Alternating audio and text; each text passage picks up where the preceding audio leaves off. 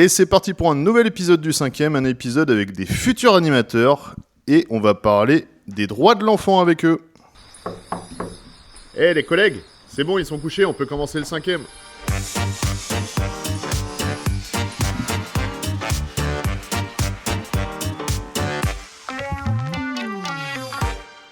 Et du coup, on est 7 autour de la table pour une fois. On est un petit peu plus, mais c'est normal parce qu'on est en pleine session BAFA. Du coup, moi, je suis venu un petit peu comme un cheveu sur la soupe dans votre journée. Donc, moi, c'est Nico, à la grosse voix, comme d'habitude. Et à côté de moi, il y a... Marie. N'hésitez pas à parler dans la sucette, ils ne sont pas encore habitués. Marie. Gabriel. Lana. Flore. Juliette. Et Bellambra. Ok, je vais commencer à monter un petit peu vos sons parce que vous êtes loin. Du coup, vu que vous êtes beaucoup, c'est normal. Vous allez potentiellement vous entendre un petit peu plus fort, c'est normal. Du coup, comme je disais, c'est votre BAFA. On va pas faire un gros récap de votre BAFA, mais quand même. 3e jour du BAFA, donc de la base BAFA, c'est ça ? Vous êtes tous lycéens, ça vous me l'avez dit juste avant. Et du coup, vous en êtes où là dans le BAFA ? Qu'est-ce que vous avez vu déjà ? Qu'est-ce que vous avez fait déjà ? Alors, si vous entendez les craquements, c'est le craquement de la table qui fait très peur. Qu'est-ce que vous avez fait depuis le début, du coup ? On a vu ce que c'était d'être animateur. Ok. On a vu plusieurs activités qu'on pouvait faire avec du coup les enfants. Ouais, on a fait des mises en train pour commencer des journées ou commencer des temps calmes, des siestes, des choses comme ça. Yes. Les postures de l'animateur et aussi les étapes de la vie quotidienne de l'enfant comme la sieste, le repas, etc. Ok, donc ouais, vous avez commencé à découvrir un petit peu le travail d'animateur et ce qu'était un enfant, si je dis pas de bêtises. Ouais. Yes. Et du coup, vous n'avez pas du tout parlé des droits de l'enfant. Non, pas encore. À part, je crois que c'est vous les filles qui me disiez que vous en parliez un peu en cours.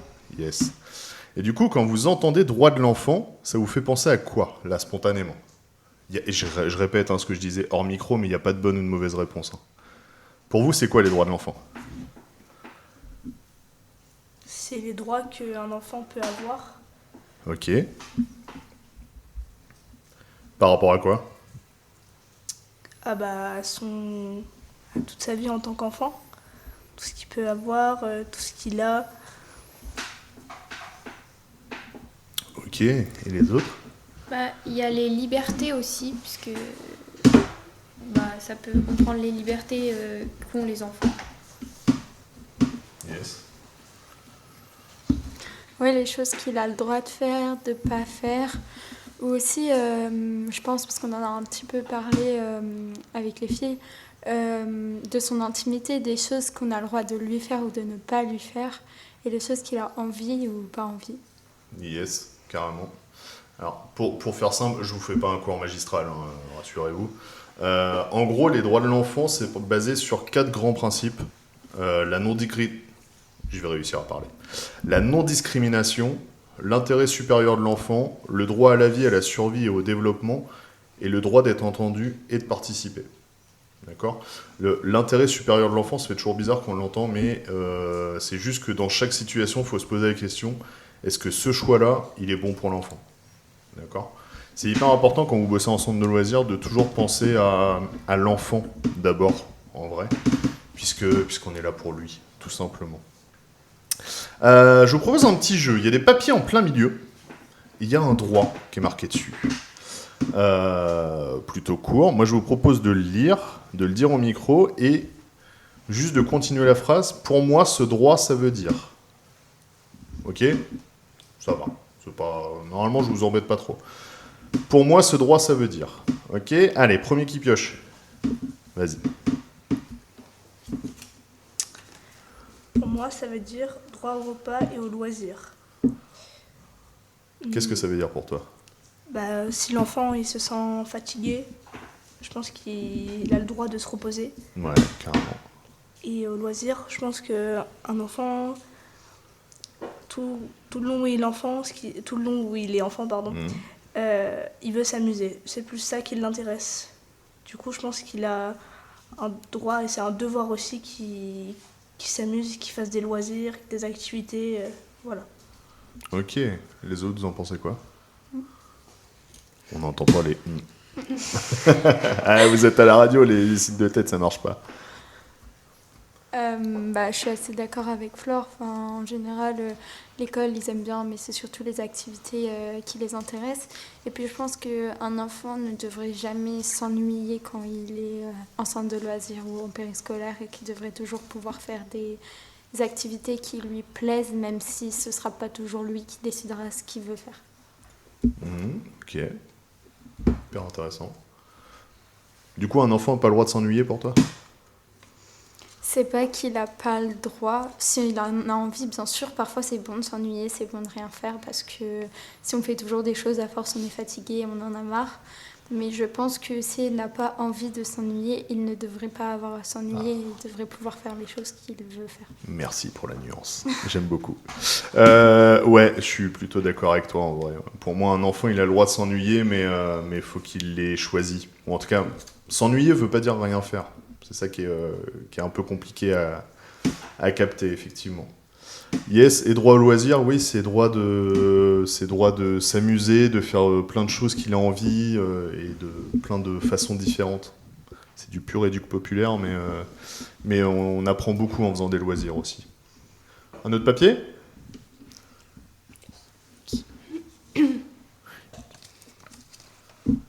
L'enfant doit être protégé contre les humiliations et les punitions dégradantes. Donc pour moi, Ça veut dire quoi ? ça veut dire qu'un enfant... il doit être protégé contre toutes les humiliations qu'il peut avoir et les punitions dégradantes. J'ai pas vraiment d'autres choses à dire, mais l'enfant a le droit d'être protégé en fait de tout. Ça veut dire qu'on n'a pas le droit de le punir ? Si, on a le droit, mais ça dépend. Faut pas que ce soit une punition, comment dire. On n'est pas à l'école, il n'y a pas besoin de lever le doigt. Hein, D'accord. Tout va bien. Non, je pense que ce que veut dire Lana, c'est qu'un enfant peut être puni, mais certaines punitions qui, pour moi, ne devraient pas être autorisées.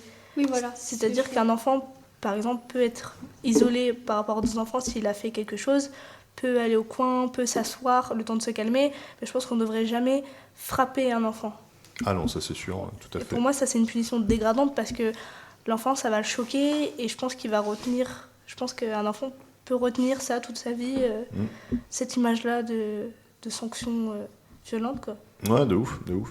Et en plus, voilà, soyons clairs, en centre de loisirs, vous vous doutez bien qu'on n'a pas le droit de taper un enfant. De toute façon, on n'a pas à taper un enfant, de quelque manière que ce soit. Mais alors, redis-moi les deux derniers mots, je sais plus. Sanction dégradante. Punition dégradante. Dans les punitions dégradantes, ça peut même aller à donner des surnoms dégradants. Oui. C'est aussi un vrai problème. J'ai pas d'exemple là. Un enfant timide, par exemple, n'importe quel âge, si vous lui demandez de répéter 50 fois ce qu'il a dit parce que vous savez qu'il a dit un truc pas cool, bah non, c'est pas une bonne manière de faire. Alors, rassurez-vous, même dans les animateurs confirmés ou qui travaillent depuis longtemps, c'est toujours compliqué. Hein, l'échelle des sanctions, les sanctions, c'est très dur. Mais soyons un petit peu gentils avec les enfants, ça pourrait être bien des fois. Un autre papier ? Qui le tour ? Vous battez pas. Allez, le seul mec autre que moi autour de la table. Alors, droit à un nom et à une nationalité. Ah. Pour toi, ça veut dire quoi ? Pour moi, le droit à un nom et une nationalité, c'est le droit d'être quelqu'un, le droit d'être ici, le droit de vouloir, le droit, c'est très général. Le droit à un nom, c'est je suis quelqu'un, je ne suis pas transparent, j'existe. De ouf. Imaginons dans une situation où quelqu'un insulte ou quoi, il y a quelqu'un derrière en fait. La personne que tu insultes, elle est ici, elle t'entend, il y aura des répercussions, quand elle rentrera chez elle, elle y pensera. Sur le moment, elle y pensera, elle vivra. Et pour moi, c'est vraiment quelque chose qu'il faut défendre. Même s'il y a des gens qui se mettent parfois de côté, Ouais. parfois qui veulent pas faire le pas, bah, il y a quelque chose en fait. Il est là. Donc le mieux, c'est de l'aider à aller en avant, de l'aider à s'avancer, à se mettre en valeur, à pouvoir dire ce qu'il a envie de dire. Et c'est vraiment, il faut défendre ce point-là. Ah, tu dérives presque sur le droit à l'expression, Oui. voire même pour moi tu parles presque plus d'expression, ce qui est normal, rassure-toi. Droit à nationalité et à un prénom, c'est aussi une chose tout bête, c'est que tu es reconnu par l'État aussi. C'est un des droits que les enfants ont du mal à comprendre, parce que pour eux c'est pas concevable de ne pas avoir de prénom. Et pourtant, dans le monde, si une femme accouche et ne déclare pas son enfant dans certains pays, on ne sait pas ce qui devient de l'enfant et on ne sait pas qu'il existe, donc on en fait ce qu'on veut, malheureusement. Donc potentiellement l'envoyer travailler ou l'envoyer dans des mines, etc. Et ça, les gamins, ils ont vraiment du mal à comprendre généralement, enfin, de ce que moi je connais, en tout cas de ce que moi j'ai travaillé les droits de l'enfant avec eux, ça a toujours été un truc un peu flou, parce que pas concevable. Mais en même temps, si t'as pas de nationalité, on sait pas d'où tu viens, pas de prénom, c'est-à-dire que t'es pas déclaré à la mairie, tu n'existes pas. Donc après, il peut arriver tout et n'importe quoi, malheureusement. Un autre papier ? J'en ai assez pour tout le monde, je vous le dis tout de suite. Hein.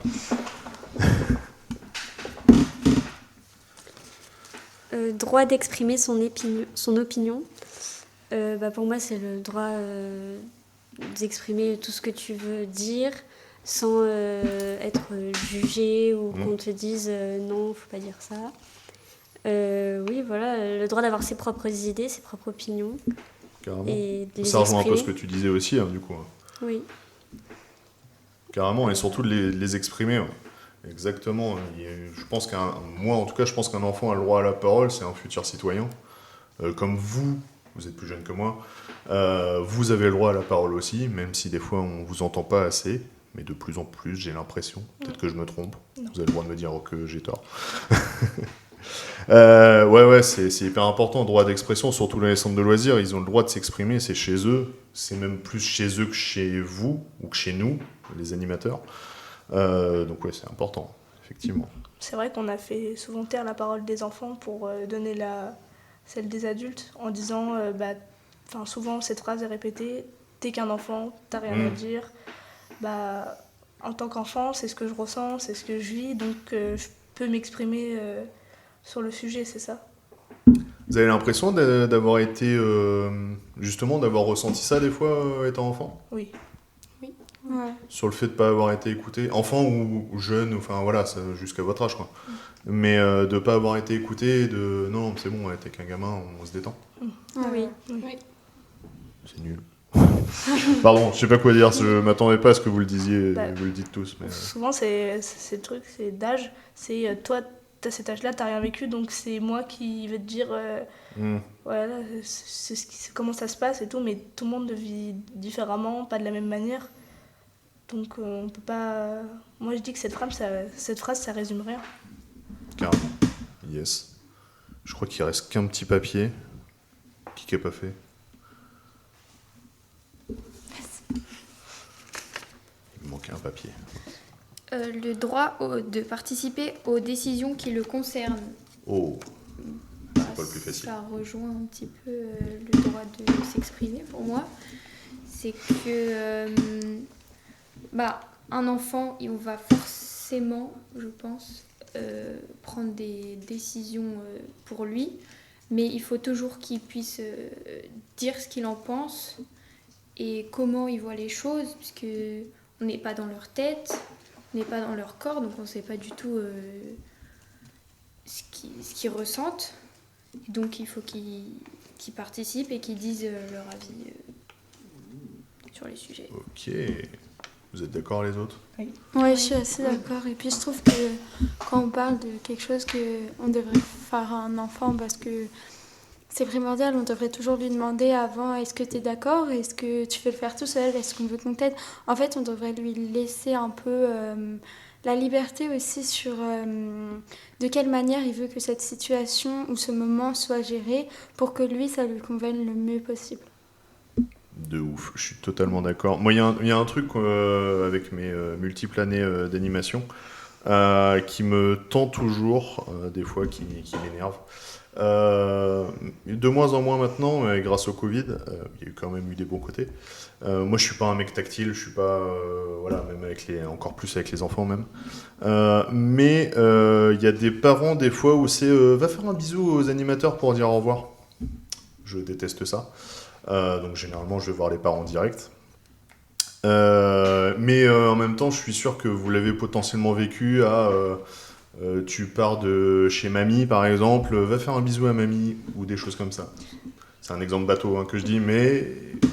Non, toi non Personnellement, non. Enfin, moi, je suis pas quelqu'un de tactique non plus. Je déteste qu'on me fasse des bisous ou des câlins. Et franchement, je l'ai vite fait comprendre à mes parents quand j'étais plus petite. Notamment quand il y avait des invités et que, poliment, tu vas tu leur dis bonjour et tout. Et du coup, mes parents, ils m'ont toujours dit, tu leur tends ta main juste pour dire bonjour. Et si tu veux pas leur tendre la main, tu leur dis juste bonjour comme ça. Mais tu n'es pas obligé de faire la bise. Et même à tes grands-parents, que ce soit tes grands-parents, tes tatas, tes oncles et tout, ils m'ont toujours dit, si toi tu n'as pas envie, tu le fais pas. Yes, et c'est trop bien. C'est trop bien parce que malheureusement, il y a plein d'enfants où on t'oblige à faire la bise ou des choses comme ça. Et si on pouvait éviter, ce serait bien quand même. Et du coup, tous ces droits-là qu'on a dit depuis tout à l'heure, en tant que futur animateur ou animatrice, je vais dire animateur pour que tout le monde soit concerné. Alors, en tant que futur animateur, est-ce que ça vous fait peur d'en parler aux enfants ? Non. Non ? Non, mais je pense que faut, comme là on en parle entre nous avec des mots spéciaux, etc. Mais je pense que si on en parle à un enfant, il faut savoir trouver le langage adapté pour qu'il comprenne vraiment ce qui le concerne, mais sans en faire un sujet hyper dramatique ou moralisant, et juste lui faire comprendre ce qu'il a le droit et pas le droit de faire. Je suis d'accord avec. Et comment vous le mettriez en place ? Qu'est-ce que vous feriez avec les enfants là ? Je vous prends à froid. Je sais. Qu'est-ce que vous pourriez faire pour justement parler des droits de l'enfant ? Que ce soit d'expression ou autre. Ça peut être un jeu. Ouais. Parce que les enfants, ils comprennent mieux en jouant ou en... Enfin voilà, ils comprennent mieux. Je te rassure, les adultes aussi. Oui, voilà. C'est plus intéressant. Et surtout que si tu t'assois avec eux, et surtout à cet âge-là, ça t'intéresse pas trop. Ce qui t'intéresse, c'est autre chose. Et je pense qu'en jeu, ça serait pas mal pour eux. Parce que si tu leur parles comme ça, c'est sûr que le lendemain, ils vont oublier. Ok. Vous avez d'autres idées ou pas ? Après, ça peut aussi être sous forme d'histoire. On nous en a lu une hier sur le consentement et c'est intéressant de faire passer le message autrement et dans un cas un peu concret de comprendre. Yes, carrément. Après, vous avez même je sais qu'à une époque, il y avait un concours d'affiches sur les droits de l'enfant. Ah oui. Tout ce qui est expression, que ce soit écrite ou orale, marche vachement bien, généralement. Que ce soit faire des affiches, faire des chansons.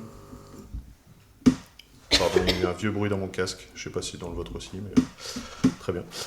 Faire des chansons, faire des paroles, faire des vidéos. Moi, j'ai déjà fait des vidéos avec les enfants où on avait repris 8 ou 10 droits fondamentaux, ce qu'on appelle droits fondamentaux, et les mettre vraiment en scène. En demandant aux parents s'ils étaient d'accord, j'ai été jusqu'à loin, puisque on a même parlé de prostitution des enfants, etc., avec des CM1, CM2. C'est pas le sujet le plus simple, je vous le dis tout de suite, donc vous chauffez pas. En tant que nouveaux animes, vous chauffez pas sur ce genre de truc. Ou vraiment si vous le sentez. Mais oui, il y a avoir un enfant qui attendrait au bord de la route, etc. Voilà. C'est pas un sujet simple, mais c'est quand même hyper important d'en parler. Est-ce que vous savez pourquoi, d'après vous ? Pourquoi c'est hyper important de parler de la Convention internationale des droits de l'enfant ou des droits de l'enfant, tout simplement ? Pour leur faire comprendre ce qu'ils ont le droit de faire ou ne pas faire. Ou s'ils subissent ça, de dire que c'est pas normal et qu'il faut qu'ils en parlent. Par exemple, s'ils subissent de la violence, Ouais. ou que ce soit de la violence morale ou physique, hein. Pour moi c'est la même chose, c'est de la violence. Ou même qu'il soit, bon, je pense que c'est rare mais ça arrive quand même, mais dans d'autres pays, de la prostitution, parce que le mot est gros mais ça peut être ça. Tout à fait. La Convention internationale des droits de l'enfant, c'est les enfants qui doivent la respecter ou c'est les pays d'après vous? Je pense c'est les pays. Ouais, tout à fait. Tout à fait. Et ouais, c'est important aussi de voir que les enfants, et de faire comprendre aux enfants qu'ils ont une forme de chance quand même, puisqu'on est en France et que les droits sont... Déjà, on a ratifié la Convention internationale des droits de l'enfant déjà, alors qu'il y a plein de pays qui ne l'ont pas ratifié, dont certains très très gros et très très riches, que je ne citerai pas. Et on a quand même une chance, c'est de protéger les enfants au maximum, en tout cas on essaye. Et je pense que c'est plutôt pas trop mal fait, même si certains cas, non.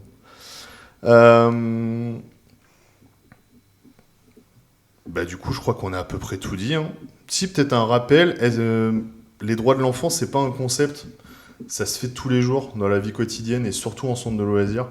Là, c'est à vous que je parle autour de la table, forcément. Ça passe de faire attention quand on donne une punition, à écouter l'enfant quand il a besoin d'être soigné, à l'écouter quand il a besoin de s'exprimer, quand il n'est pas d'accord, écouter ce qu'il a à dire aussi, et en prendre soin surtout. Mais ça, je pense que vous avez compris, vu les deux formatrices que vous avez avec vous, qui sont à fond là-dedans. Je vous propose de faire un petit jeu pour finir. Droit ou pas droit? Ok. J'ai des affirmations devant moi. C'est simple. Pour vous, c'est droit ou c'est un droit, ou ça ramène à un droit, ou alors ça ne ramène pas à un droit de l'enfant. Ok. Un enfant n'a pas envie de participer à l'activité prévue et préfère rester à l'écart. C'est un droit. Un droit. Ok, pourquoi? Je pense pas qu'il est obligé. Si l'activité, il n'aime pas ou physiquement il peut pas y participer, je pense que c'est son droit de ne pas vouloir, ou si même il n'est pas en forme ou il n'a pas moralement envie d'y participer, je pense que c'est son droit de ne pas le faire. Ouais. Je pense que tous les jours, les enfants vivent des choses, des situations qui parfois peuvent les mettre de mauvaise humeur ou dans une tristesse, comme nous, les ados ou même bien les sûr. adultes, mais que les enfants ont peut-être moins cette aisance à en parler directement et du coup vont plus se mettre à l'écart pour en fait faire passer un certain message. Et je pense que c'est là que les animateurs vont intervenir et essayer d'en parler. Et c'est là qu'on va se rendre compte vraiment du mal-être de l'enfant. Donc ça peut aussi permettre de faire passer un message. Carrément, yes. Ok, deuxième. Un animateur décide des règles du jeu sans demander l'avis des enfants. Est-ce que je suis assez tordu pour faire des phrases un peu compliquées? Oui. Ça, on en a un petit peu parlé avec les filles et on a dit que c'était bien en fait quand les animateurs ils construisaient les règles avec les enfants parce que ça leur permet vraiment de se rendre compte ce qu'ils ont le droit ou pas le droit de faire, et puis ça permet aussi à nous adultes de se rendre compte de ce qu'ils savent déjà, parce qu'il y a des choses qu'ils savent très bien qu'ils n'ont pas le droit de faire et en fait ça leur vient d'un naturel simple parce qu'ils vont nous le dire tout de suite. Yes, parle bien. Non, ce qui est cool, petit tips de vieil anime, ce qui est cool, c'est que même si vous faites un jeu co par exemple, vous pouvez très bien faire un jeu co classique comme on voit avec les règles sur internet ou comme vous pouvez connaître, et la deuxième manche, vous l'adaptez en rajoutant des règles que eux décident, par exemple. Tant que c'est équilibré, tant que ça avantage pas à 90% une équipe, etc. Ça, c'est plutôt cool, ils aiment bien généralement. Troisième, un enfant est écouté quand il dit qu'il ne va pas bien. En termes général, Il est écouté quand il dit qu'il va pas bien. pas tout le temps. C'est pas dit.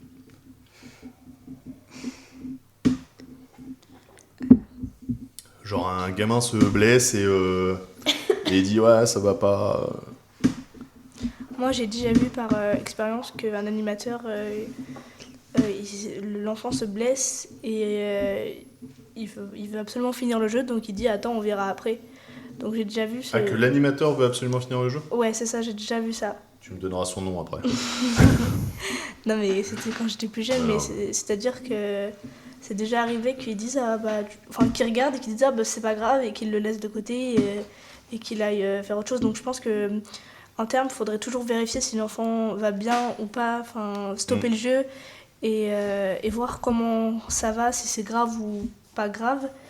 Et parce que sinon, l'enfant après il va se sentir délaissé.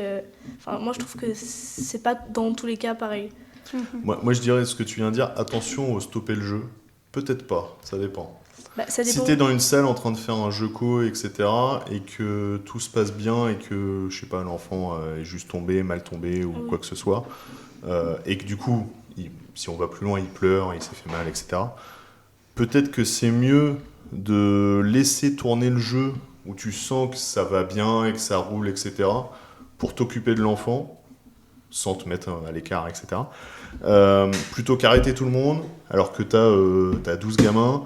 En fait, les 12 gamins, ils vont être autour de celui qui va pas bien et ça va faire que engrainer la situation. Je parlais en termes de jeu, par exemple, dehors, c'est-à-dire que si l'enfant il tombe et qu'il court et qu'il s'est gratiné, qu'il s'est fait vraiment mal, qu'il s'est ouvert le genou et tout, je pense pour moi c'est le mieux de stopper le jeu parce qu'après, tu peux pas, si tu te concentres sur l'enfant, tu peux pas te concentrer sur les autres enfants, à part si vous, bien sûr, si vous êtes deux. Et du coup, ça peut faire un accident, ça peut entamer un deuxième blessé. On peut jamais prévoir. Tout à fait, yes. Allez, j'en fais une dernière. Un enfant peut donner son avis sur la vie du centre, même si la décision finale revient aux adultes. Oui, il peut donner son avis, mais la décision, ça viendra quand même aux adultes. C'est-à-dire qu'il peut donner son avis. Peut-être qu'ils vont en prendre compte, peut-être qu'ils vont en prendre pas compte. Mais la décision, ça redeviendra toujours... Je te vois copier. Au centre. Non, je relis, j'avais pas bien entendu. T'as le droit.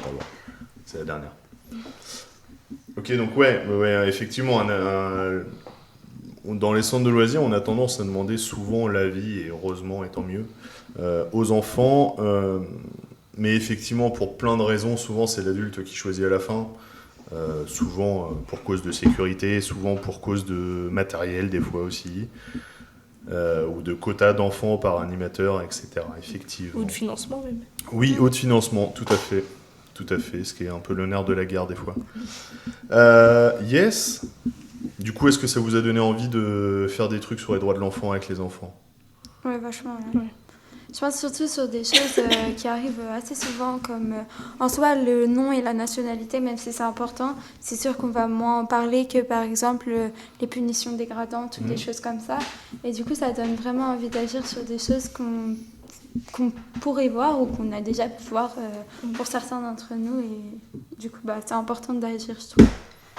Même pour l'humiliation, un enfant qui humilie un autre enfant, pour moi, ça peut devenir grave parce que l'enfant il peut s'en souvenir toute sa vie. Alors que si par exemple qu'on voit que l'enfant il humilie l'autre enfant, ça serait bien de stopper le truc parce que si ça continue et tout, je pense que l'enfant après ça va devenir du traumatisme et il va se baser que sur ce que la personne lui a dit, ça il va faire une fixette et après ça va le rendre mal quoi.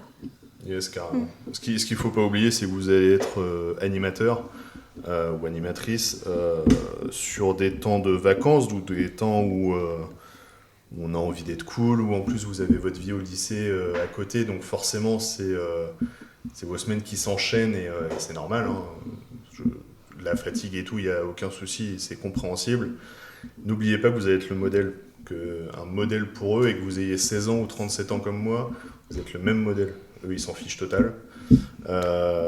Et du coup, vous avez des responsabilités forcément par rapport à ça. Si vous voyez des trucs étranges chez l'enfant, des bleus, des trucs comme ça, il faut forcément alerter. Commencez par alerter les bonnes personnes, vos collègues, le directeur, et ainsi de suite. Et c'est aussi à vous de faire respecter, comme tu disais, les règles simples, mais qui sont en lien avec les droits de l'enfant. Ne pas humilier, respecter l'autre, laisser la parole à tout le monde, etc. Tout à fait. Bon, merci beaucoup. Ça fera un épisode de 30 minutes à peu près, on est pas mal. N'oubliez pas que le 5e est un petit peu partout sur les réseaux sociaux, Instagram, Facebook, LinkedIn et TikTok, même si je suis toujours pas bon à ça. Je cherche quelqu'un pour gérer le TikTok si vous voulez. Parce que je suis nul. N'hésitez pas à vous abonner et à nous envoyer des DM si vous voulez participer. Et puis on se retrouve comme d'habitude mercredi prochain à 6h30 pour pouvoir aller au taf. Allez, bisous tout le monde. Eh les collègues, c'est bon, ils sont couchés, on peut commencer le 5e.